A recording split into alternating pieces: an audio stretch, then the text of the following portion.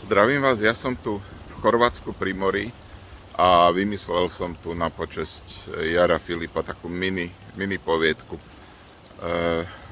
Volá sa Vychádzka, odohráva sa v nebi, nebo vyzerá ako stará prešporská kaviareň, vchádza vrchný, je to svätý Peter a kričí: Hej, Filip, Lasica, Satinský, máte vychádzku na hodinu na zem?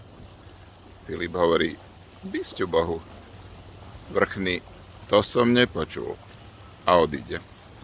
Chlapci, prepáčte, mne sa nechce, hovorí Lasica.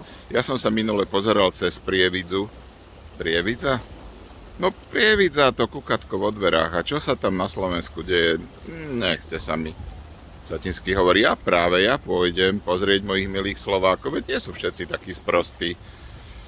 Filip hovorí: Všetci nie. A dodá: Chlapci, ja musím, tu nemám čo fajčiť. Ja suším masfodel, šúlam to, ale to je hnusné.